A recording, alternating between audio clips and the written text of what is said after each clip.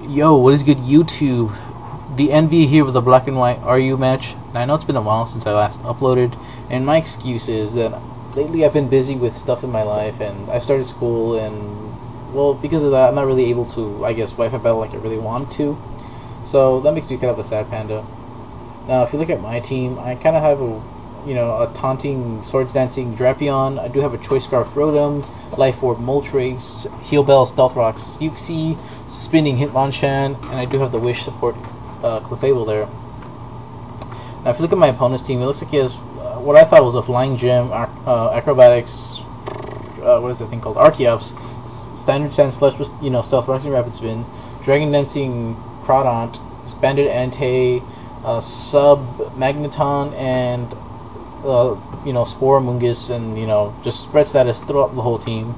Looking by his team, the biggest threat looks like it's going to be Archeops, but of course, combined with the Sand Slash, it's going to be the biggest threat because I really can't throw out my Rotom's Volt Switches because, well, he does have the Sand Slash, and you can just easily switch it into that and just hit me with a Stone Edge. So I have to be a lot careful if I do want to take on the Archeops. So anyways, my opponent's going to go ahead and lead off with the Archeops, where I lead off with the Drapion. I did that mainly because I thought he'd either lead off with the Amoonguss or the Sun Slash and wanted to get up his hazards or put someone to sleep.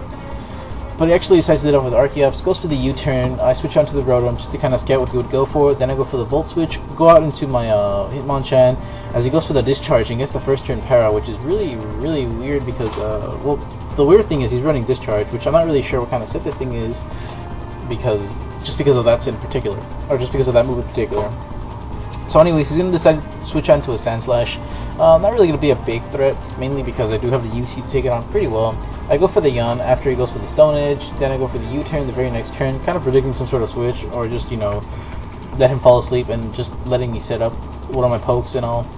So anyways, right here I'm just going to go for the Wish, and I'm going to start stalling this Magneton. The reason being is that I really had nothing better to do than just to stall this Magneton, and also I know that with this it'll also make him eventually switch out to something more threatening and more offensive.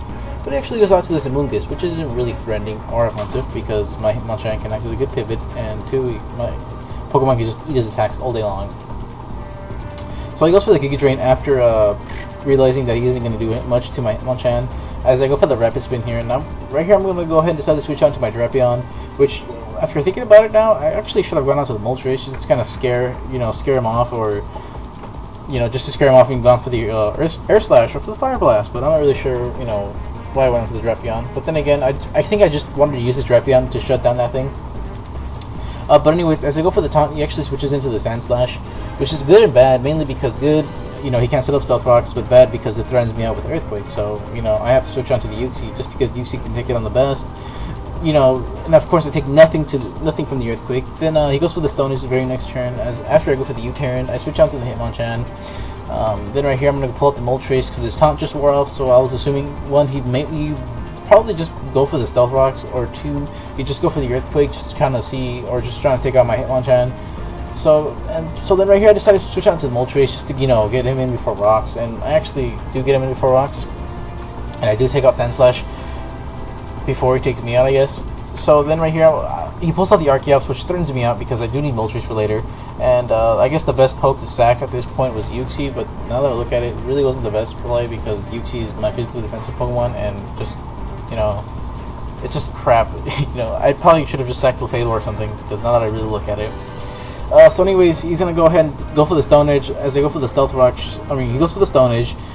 It looks like to be a good 2-hit KO. Then he decides to switch on to Entei and finish me off with the Flare Blitz. Now my only question to that is, why would you go out into the Entei when we can just easily take me out with the Stone Edge? But anyways, I'm way behind from that. So anyways, after that, I decide to after the Uxie incident, I decide to pull out the Rotom, Volt Switch whatever comes in on his side, and just go from there. But as you can see, he does get a crit on Discharge with my. After I decided to Volt Switch into my Hitmonchan, with the reason being is I did want to go for the Rapid Spin, and I did want to have a safer game for my Moltres there. But as you can see, he did get the crit on that, and it just completely messed me up there. So then right here he's going to go out to the Amoonguss, which I'm not really sure why he would do that actually, because the most offensive play would have probably been going out to the Archeops or going out to the Entei. But I'm not going to question it because it turns out to be beneficial to me because I do shut that thing down with Taunt, and I am going to be able to Swords Dance in front of this thing and just threaten it out all day long. But not before I go for a crunch, just to kind of scout how much it'll do. As you can see, it does a good hefty amount, mainly because it did get a crit and all.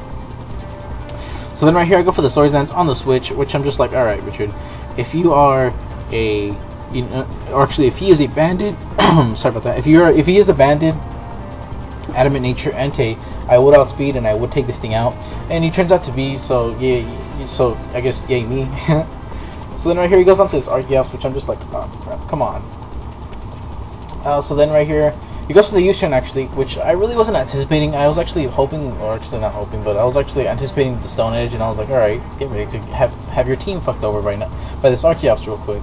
But right here he decides to go out back onto his Archeops, I guess just to kind of preserve his Amoonguss, which I really wasn't sure what the hell he was doing anymore, because that, you know, that Archeops held more value than Amoonguss, and just he could have just pulled out this Crawdon to begin with. So I'm not really sure what the hell's going on in this battle anymore.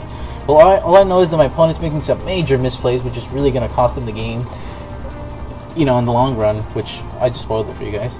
But anyways, right here I'm going to go for the top the first turn when this Crawdon comes out, because I did not want him setting up Dragon Dance, and just that's mainly why. And then I decided to go onto the Rotom after he kills off my Drapion, and just, you know, pull out the Moltres to finish off the game. And then, well, I hope you guys enjoyed this game. His name will be in the description below. Sorry about the pause there, but I hope you guys enjoyed this game, and I'll do more RU, but